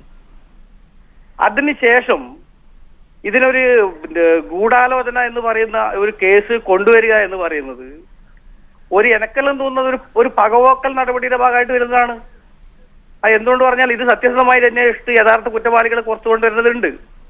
പക്ഷെ ഇപ്പോൾ പ്രഖ്യാപിക്കണം എന്ന് പറയുന്ന CBI അന്വേഷണം വ്യക്തമായിട്ട് ആരെയോ ഫോക്കസ് ചെയ്തുകൊണ്ട് ആരെയോ കൊടുക്കണം എന്ന രീതിയിലാണ് ഇതിന്റെ UDFന്റെ പിൻബലത്തോടുകൂടി തന്നെയാണ്. അതിലൂടെ തർക്കമില്ല.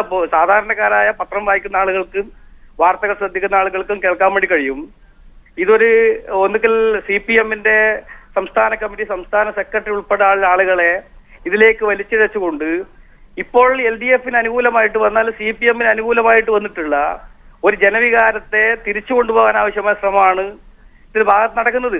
ചന്ദ്രശേഖരന്റെ ഭാഗത്തിൽ ചിലപ്പോ ഉന്നയിച്ച ആളുകൾ കൃത്യമായിട്ട് കുറ്റവാളികൾ വരണം പുറത്ത്, അതിൽ നമുക്ക് ഒരു തർക്കമില്ല. പക്ഷെ അത് ആരെങ്കിലും ഫോക്കസ് ചെയ്തുകൊണ്ട് ആരെങ്കിലും ഇന്നാള് തന്നെ വരണം, അല്ലെങ്കിൽ ഇന്നാള് മാത്രമാണ് ഇതിന്റെ പിറകിൽ എന്ന രീതിയിലേക്കാണ് ഇതിന്റെ ഈ CBI എന്ന് പറയുന്നത് നിഷ്പക്ഷ ഏജൻസി ഒന്നല്ല കേട്ടോ. ആരാ അങ്ങനെ പറയുന്നത് നിഷ്പക്ഷ ഏജൻസിയാണ് CBI എന്ന് പറയുന്നത്? CBI ഏജൻസി അന്വേഷിച്ച പല കേസുകളും നമുക്കറിയാലോ. രാഷ്ട്രീയ എതിരാളികളെ ഉന്മൂലനം ചെയ്യാൻ വേണ്ടിയിട്ടുള്ള ഉപകരണമായിട്ട് പലപ്പോഴും CBI മാറ്റിയിട്ടുണ്ട്. അതാർക്കും നിഷേധിക്കാൻ വേണ്ടി കഴിയില്ല. അപ്പൊ ആ രീതിയിലുള്ള അന്വേഷണം അല്ല വേണ്ടത്. അത് CBI ഇപ്പൊ കേരളത്തിലെ പോലീസിലെ തന്നെ നല്ല സത്യസന്ധമായ ആളുകളില്ലേ, ക്രൈംബ്രാഞ്ച് ഉൾപ്പെടെയുള്ള ആളുകളില്ലേ. അതുകൊണ്ട് CBI തന്നെ വരണം എന്ന് പറഞ്ഞുകൊണ്ട് CBI അന്വേഷണത്തെ ഫോക്കസ് ചെയ്തുകൊണ്ട് അത് രാഷ്ട്രീയ എതിരാളികളെ മേലെ കൊണ്ടുവരാൻ വേണ്ടിയിട്ടുള്ള UDF ശ്രമത്തിന്റെ ഭാഗം തന്നെയാണ് ഇത് തന്നെയാണ് എന്റെ അഭിപ്രായം. വളരെ നന്ദി ശ്രീ ബാലൻ ചർച്ചയിൽ പങ്കെടുത്തതിന്.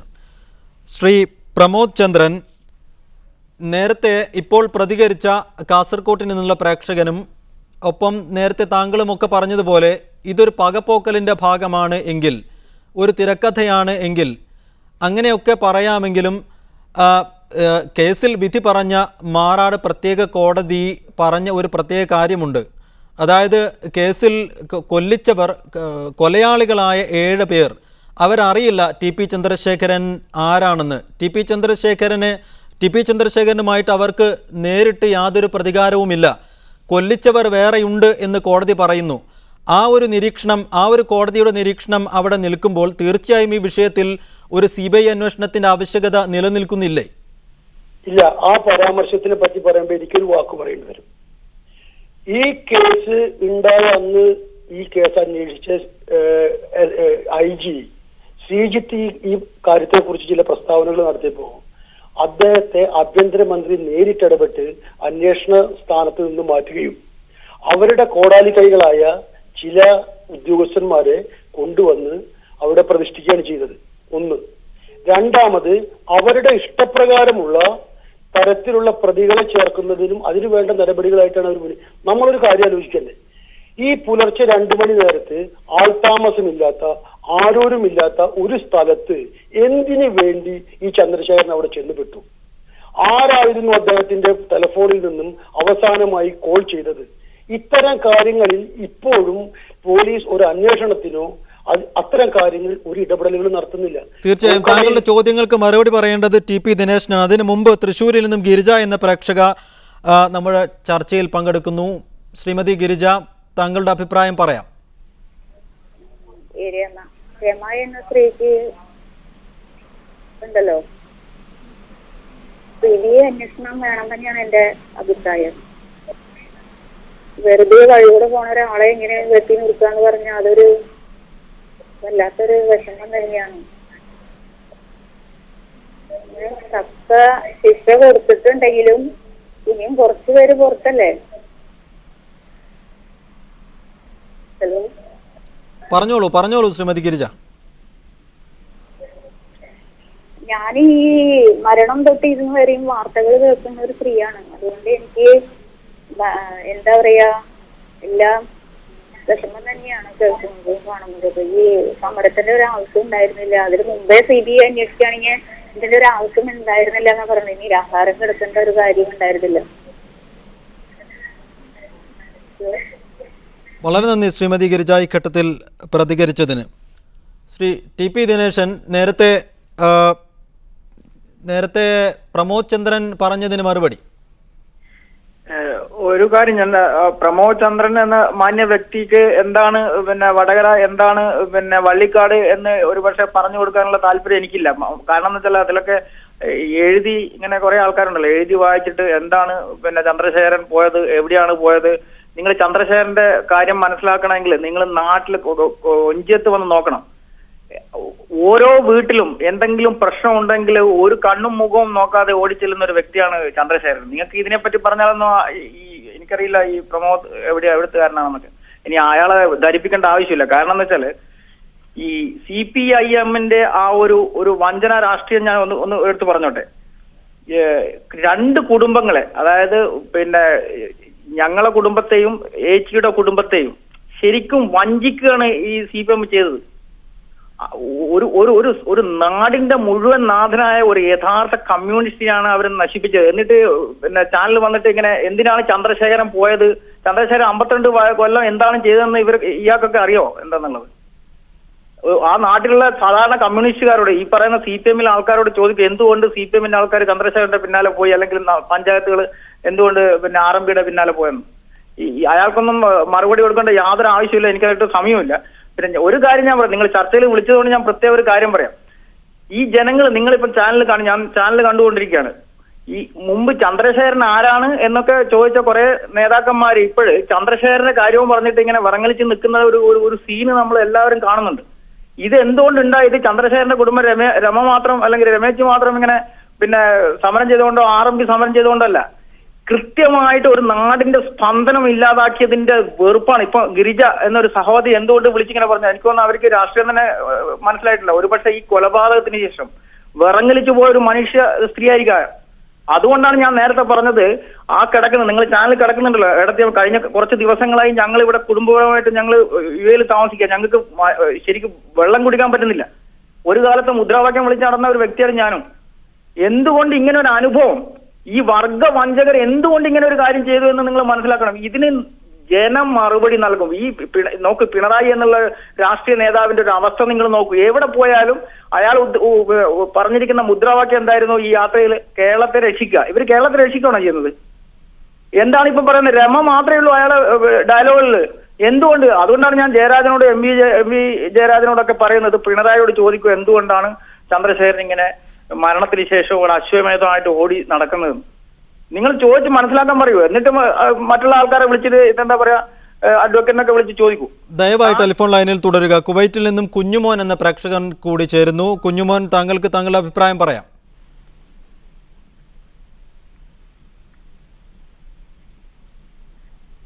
ഹലോ കുഞ്ഞുമോൻ, പറഞ്ഞോളൂ. ഹലോ, താങ്കൾ കേൾക്കാമോ?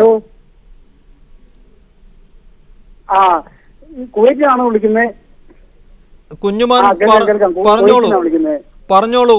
ടി.പി. ചന്ദ്രശേഖരൻ വധക്കേസിൽ CBI അന്വേഷണം വേണ്ടതില്ല എന്ന് സർക്കാർ പറയുന്നു. ഇതിന് പിന്നിൽ ഒത്തുകളിയോ സമ്മർദ്ദമോ എന്നാണ് ന്യൂസ് വൺ മിഡിൽ ഈസ്റ്റ് ചർച്ച ചെയ്യുന്നത്. താങ്കൾ പറഞ്ഞോളൂ.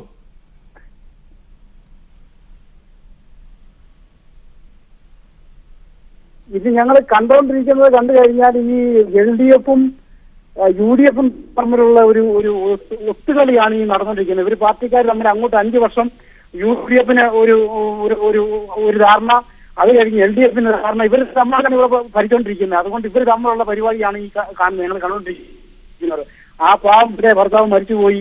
അവര് കാര്യങ്ങൾ മാന്യമായിട്ട് പറഞ്ഞിട്ട് കേട്ടാ ഇപ്പൊ അവര് അധ്യാപനം കിടക്കുന്നത്. ന്യായമായ അവകാശം, അവരുടെ അവകാശമാണ്. ഒരു ഭർത്താവ് മരിച്ചതാണ് ഇത് കണ്ടോണ്ടിരിക്കുന്നത്. ഇത് എനിക്ക് മീഡിയയായിട്ട് ഈ ചാനലുകാരോട് പറയാനുള്ള ഒറ്റ കാര്യം, ഈ ജയരാജന്മാരോട് കുറിച്ച് ചാനലിൽ പറയരുത്. കാരണം ഇവർ കാര്യം പറയുന്നത് നമുക്ക് സാധാരണക്കാർ ഇത് കേട്ട് ശീലിക്കേണ്ട കാര്യം. അവരുടെ പത്തനംതിട്ടയില്ല താമസിക്കുന്നത്. നാട്ടില് ഇപ്പൊ കണ്ണൂരില്ലാത്ത പാർട്ടിക്കാർ വരെ പാർട്ടിക്കാരുണ്ട്. നമുക്ക് പ്രവർത്തിക്കാൻ സ്വാതന്ത്ര്യമുണ്ട്, നമുക്ക് സംസാരിക്കാൻ സ്വാതന്ത്ര്യമുണ്ട്, നമ്മൾ ജനിച്ച നാട്ടില് എല്ലാം ഉണ്ട്. ഇത് കണ്ണൂരിലെ കാര്യങ്ങൾ കേട്ട് നമ്മൾ ഈ മറ്റുള്ള രാജ്യക്കാർ ഇത് നാട്ടുകാർ ഇത് കേൾക്കേണ്ട കാര്യമില്ല. അവര് ഇത് TV തുറന്നു കഴിഞ്ഞാൽ മരണം, കൊല്ലല്, എങ്ങനെ കൊന്നു, ഞങ്ങൾ അങ്ങനെ കൊല്ലും. ഇപ്പൊ തന്നെ പറഞ്ഞിരിക്കുന്നില്ലയോ, നാരങ്ങ വെള്ളം കുടിച്ചേച്ച് പോകാൻ, അല്ലെങ്കിൽ തടി കയറാകുമെന്ന്. ഓരോ CPM-കാരുടെ വർത്തമാനം. അവരുടെ ധാരണ എന്ന് പറഞ്ഞാൽ അവരുടെയാണ് കേരളം എന്ന് പറഞ്ഞാൽ പിണറായി വിജയന്റെയും ജയരാജന്മാരുടെയാണ് കേരളം. അവർ പറഞ്ഞതിനപ്പുറം വേറെ ആൾ സംസാരിക്കാനോ പറയാൻ പാടില്ല. അത് ശരിയായ നടപടിയല്ല. വളരെ നന്ദി ശ്രീ കുഞ്ഞുമോഹൻ, താങ്കളുടെ അഭിപ്രായം രേഖപ്പെടുത്തിയതിന്. ശ്രീ പ്രമോദ് ചന്ദ്രൻ, രാഷ്ട്രീയമായ ന്യായങ്ങളും വാദങ്ങളും മറുവാദങ്ങളും ഒക്കെ ഉണ്ടായേക്കാം. പക്ഷേ 3 ദിവസം പിന്നിടുന്ന KK രമയുടെ നിരാഹാര പന്തലിൽ സമൂഹത്തിൻ്റെ എല്ലാ ഭാഗങ്ങളിൽ നിന്നുമുള്ള ആളുകൾ പങ്കെടുക്കുന്നുണ്ട്. രാഷ്ട്രീയ ഭേദമന്യേ സമൂഹത്തിൻ്റെ എല്ലാ ഭാഗങ്ങളിൽ നിന്നുള്ള ആളുകൾ അതിൽ ഭാഗവാക്കാവുന്നു. അങ്ങനെ ഒരു പ്രതികരണം, അങ്ങനെയുള്ള സമൂഹത്തിൻ്റെ ഒരു പ്രതികരണം നമുക്ക് തള്ളിക്കളയാവുന്നതാണോ? പ്രത്യേകിച്ച് സർക്കാരിന് തള്ളിക്കളയാവുന്നതാണോ? അതിന് മറുപടി പറയേണ്ട സർക്കാരല്ലേ. ഈ സമരം തുടങ്ങുമ്പോൾ തൊട്ട് അതിനുവേണ്ട എല്ലാ സപ്പോർട്ടും കൊടുത്തുള്ള ആൾക്കാരാണ് സുധീരൻ, തിരുവഞ്ചൂർ രാധാകൃഷ്ണൻ തുടങ്ങിയ എല്ലാ ആൾക്കാരും. ഇവിടെ ഇതിനു മുമ്പ് സംസാരിച്ച സുഹൃത്ത് പറഞ്ഞു, നിങ്ങൾ നമ്മൾ ഈ തിരുവള്ളൂരായാലും അല്ലെങ്കിൽ ഏറാമലി ആയാലും ചന്ദ്രശേഖരന്റെ ജന്മസ്ഥലമായാലും, ഞാനും ചന്ദ്രശേഖരനും കൊളീഗ്സാ, ഓൾമോസ്റ്റ് ഒരേ പ്രായക്കാരാണ്, ഒരേ സമയത്ത് SFIയിലും പ്രവർത്തനത്തിലൊക്കെ ഉണ്ടായിരുന്ന ആൾക്കാരാണ്. ഈ ചന്ദ്രശേഖരൻ ഏറാമല പഞ്ചായത്തിലത്തെ ഒരു ഇവിടെ ഇടത് വ്യതിയാനവും വലത് വ്യതിയാനവും കമ്മ്യൂണിസ്റ്റ് പാർട്ടി ഒന്നും വരുന്നില്ല. ഏറാമല പഞ്ചായത്തിലെ പഞ്ചായത്ത് പ്രസിഡന്റ് സ്ഥാനം ശ്രീ വേണുവിനെ നീട്ടിക്കിട്ടാൻ വേണ്ടി ജനതാദളുമായിട്ടുണ്ടായ തർക്കത്തിന്റെ ഭാഗമായിട്ടുള്ള പ്രശ്നമുള്ളൂ. ഇവിടെ ഒരു പ്രത്യയശാസ്ത്ര പ്രശ്നങ്ങളും CPM-ൽ ഉണ്ടായിട്ടല്ല ചന്ദ്രശേഖരൻ യഥാർത്ഥ കമ്മ്യൂണിസ്റ്റ് എന്ന് ഇവർ പറയുന്നു. അവിടെ അതുമായി ബന്ധപ്പെട്ട പല വിഷയങ്ങളും ഉണ്ടായിട്ടുണ്ടാകാം. നമ്മൾ ഒരിക്കലും ആ കൊലയെ ന്യായീകരിക്കുന്നില്ല, രമയുടെ വേദനയെ ന്യായീകരിക്കുന്നില്ല. ഇതിനൊക്കെ പിണറായി വിജയനൊക്കെ ഒരു സാധാരണ ഒരു ചെത്തുകാരന്റെ വീട്ടിൽ ജനിച്ച് 11 മക്കളിൽ ഒരാളായി വളർന്ന ഒരാളുടെയും സൗജന്യം പറ്റി പിണറായി വിജയൻ നേതാവായിട്ടുള്ളതല്ല. ഒരച്ഛന്റെയും അമ്മയുടെയും അല്ലെങ്കിൽ ബന്ധുക്കളുടെയും ജാതിയുടെയും മതത്തിന്റെയും പേരിൽ ആളായിട്ടുള്ള ആളല്ല. 24-25 വയസ്സിലെ MLA ആയിക്കൊണ്ട് കേരളത്തിലെ എല്ലാ പ്രശ്നങ്ങളിലും സജീവമായി കൃത്യമായി ഇടപെട്ടുകൊണ്ട് ഒരാൾക്കും സ്വാധീനിക്കാൻ കഴിയാത്ത ഒരചഞ്ചല വ്യക്തിത്വം തന്നെയാണ് പിണറായി വിജയൻ. അതുകൊണ്ട് മാത്രമാണ് ഇത് പിണറായി വിജയനെതിരായിട്ടുള്ളതല്ല. പാർട്ടിയെ തോൽപ്പിക്കണമെങ്കിൽ ആദ്യം പിണറായി വിജയനെ വേണം അവസാനിപ്പിക്കാൻ. അതിന്റെ ഭാഗമായിട്ട് മാത്രമാണ് ഇവർ പിണറായി വേറെ എത്രയെല്ലാം കാര്യങ്ങളുണ്ട്. ഒരു ചന്ദ്രശേഖരൻ ആരാ പിണറായിയുടെ മുമ്പിൽ? അല്ലെങ്കിൽ പാർട്ടി സ്റ്റേറ്റ് സെക്രട്ടറി അല്ലെങ്കിൽ ഞങ്ങളുടെ പാർട്ടിയിലെ എത്രയോ ഏരിയ കമ്മിറ്റി മെമ്പർമാരുണ്ട്. പ്രമോദ് ചന്ദ്രൻ, AKG സെന്റർ സമ്മതം നൽകാത്തത് കൊണ്ടാണ് CBI അന്വേഷണത്തിന് സർക്കാർ തയ്യാറാവാത്തതെന്നാണ് ഇന്ന് RMP ആരോപിച്ചത്. അല്ല, അത് AKG സെന്ററിന്റെ മിടുക്ക്. അത് അങ്ങനെ ഉണ്ടെങ്കിൽ അത് CBIയുടെ കുഴപ്പം. ആ CBIനെ ഇവരെന്തിനാ അന്വേഷിപ്പിക്കണം? AKG സെന്ററിൽ നിന്ന് തീട്ടൂരം കിട്ടിയില്ലെങ്കിൽ വാറോല കിട്ടിയില്ലെങ്കിൽ ഈ കേസ് അന്വേഷിക്കില്ല എന്ന് പറയുന്ന CBI എന്തുകൊണ്ട് രമയുടെ കേസ് അന്വേഷിക്കണം? അങ്ങനത്തെ ഒരു CBI അന്വേഷിച്ചാൽ രമയ്ക്ക് എന്ത് ന്യായം കിട്ടും? എനിക്ക് മനസ്സിലാകുന്നില്ല ഇവർ പറയുന്ന ഈ കാര്യങ്ങളുടെ ന്യായം. ഇവരൊക്കെ എന്തായിരുന്നു പ്രശ്നം? പിണറായി വിജയൻ നടക്കുന്ന കേരള രക്ഷാ മാർച്ചിനെ ഞാൻ താങ്കളിലേക്ക് മടങ്ങി വരാം. കണ്ണൂരിൽ നിന്നും ഗിരീഷ് എന്ന പ്രേക്ഷകൻ കൂടി ചേരുന്നു. ഗിരീഷ്, താങ്കൾക്ക് പറയാം. അല്ല, TP ചന്ദ്രശേഖരൻ വധിച്ചതിനുമായിട്ട് ഒരു പ്രശ്നങ്ങളാണല്ലോ ചർച്ച ചെയ്യുന്നത്. TP ചന്ദ്രശേഖരനെ പാർട്ടിയിൽ നിന്ന് പുറത്താക്കിയതാണ്. എന്തിനു വേണ്ടി? അഴിമതി നടത്തിയതിന്റെ പേരിൽ പുറത്താക്കിയതല്ലേ? പറഞ്ഞോളൂ. പുറത്താക്കിയ ഒരാള് പിന്നെ പാർട്ടി അഴിമതി നടത്തിയ ഒരാളെയാണ് പാർട്ടിയിൽ നിന്ന് പുറത്താക്കിയത്. അപ്പൊ അത് മോശക്കാരനായത്. അയാളെ സഹോദരൻ പറയുന്നിട്ട് വലിയ ആളാണ്, മോശം വലിയ അങ്ങത്തുനിന്ന് പറക്കുന്ന ആളാന്നാണ് പറയുന്നത്. പാർട്ടിയിൽ അഴിമതി നടത്തിയ അയാളെ പേരിൽ അക്കൗണ്ടിൽ ശ്രീ ഗിരീഷ് ഈ ചർച്ചയിൽ പങ്കെടുത്തതിന്. ശ്രീ ടി.പി. ദിനേശൻ, അവസാനമായി ഇപ്പോൾ ആഭ്യന്തരമന്ത്രി പറഞ്ഞിരിക്കുന്നത് ഈ വിഷയത്തിൽ പ്രത്യേക ഒരു അന്വേഷണ സംഘത്തെ നിയോഗിക്കും എന്നാണ്. അപ്പോൾ നേരത്തെ നിയോഗിക്കുകയും അന്വേഷണം പൂർത്തിയാക്കുകയും ചെയ്ത അന്വേഷണ സംഘത്തിൻ്റെ അന്വേഷണത്തിൽ വിശ്വാസ്യതയില്ല എന്ന് നമുക്ക് കാണേണ്ടി വരും. ഈ ഘട്ടത്തിൽ ആഭ്യന്തര വകുപ്പും സർക്കാർ ഈ രീതിയിൽ മുന്നോട്ട് പോകുമ്പോൾ ഇനി എന്താണ് RMPക്ക് ഈ വിഷയത്തിൽ ചെയ്യാൻ കഴിയുക? ഇവിടെ നമ്മൾ ആവശ്യപ്പെട്ട കാര്യങ്ങൾ എന്ന് പറഞ്ഞാൽ വളരെ കൃത്യമാണ്. നമ്മൾ പിന്നെയും പറഞ്ഞു തന്നെ പറയേണ്ട ആവശ്യമില്ല. കൊലപാതകത്തിന് വിചാരണ നടന്നു, അതിൽ പിന്നെ നമ്മൾ കുറ്റപത്രം വായിച്ചു, ആൾക്കാർ ശിക്ഷിക്കപ്പെട്ടു, ജയിലിലാണ്. അത് ഉള്ള കാര്യം വളരെ വ്യക്തമാണ്. പിന്നെ നമ്മളിപ്പം പറയുന്നതിന്റെ ആ പോയിന്റ് തന്നെ നിങ്ങൾ എടുത്താൽ മതി. അതാ കുറ്റപത്രത്തിൽ പറഞ്ഞിരിക്കുന്നത് എന്ന് പറഞ്ഞാൽ ഇവര് ഈ കൊലയാളികൾ ഒരു ക്രിമിനൽ ബുദ്ധിയുള്ള രാഷ്ട്രീയക്കാരുടെ ഒരായുധമായി മാറുകയായിരുന്നു എന്നാണ് പറയുന്നത്. ഇങ്ങനെ ഈ ക്രിമിനൽ ബുദ്ധി ഇവർ അയച്ച ആൾക്കാരെ കൃത്യമായിട്ട് നിയമത്തിന്റെ മുന്നിൽ കൊണ്ടുവന്നില്ലെങ്കിൽ എന്താ സംഭവിക്കാൻ പോകുന്നത്? നാളെ എല്ലാ കാര്യങ്ങളും ചെയ്യാൻ വേണ്ടിയിട്ട് കൊട്ടേഷനെ ഏൽപ്പിക്കും. അത് ആൾക്കാരെ സാധാരണക്കാരെ കൊന്നിട്ട് അവരങ്ങ് പോകും. പിന്നെ ആ സാധാരണക്കാരുടെ വീട്ടിലെ ആൾക്കാർ പിന്നെ അനാഥരായി മുന്നോട്ട് പോകുന്ന ഒരു അവസ്ഥയുണ്ടാവുക. ഇങ്ങനെയാണോ നമുക്കൊരു സമൂഹം നമ്മൾ കാണുന്നത്? ഇങ്ങനെയുള്ള ഒരു സമൂഹം നമുക്ക് മുന്നിൽ കാണാൻ നമുക്ക് പറ്റില്ല. ക്ഷമിക്കണം ശ്രീ ടി.പി. ദിനേശൻ, സമയപരിമിതി മൂലം നമുക്ക് ചർച്ച ഇവിടെ അവസാനിപ്പിക്കേണ്ടി വരുന്നു. വളരെയധികം നന്ദി അഡ്വക്കേറ്റ് ഷാജി, ശ്രീ പ്രമോദ് ചന്ദ്രൻ, ഒപ്പം ടി.പി. ദിനേശൻ, ഒപ്പം വിവിധ മേഖലകളിൽ നിന്നും ഈ ചർച്ചയിൽ പങ്കെടുത്ത പ്രേക്ഷകർക്കും നന്ദി. ന്യൂസ് 1 ലിസ്റ്റ് ഇവിടെ പൂർണ്ണമാവുന്നു. Good night and good bye.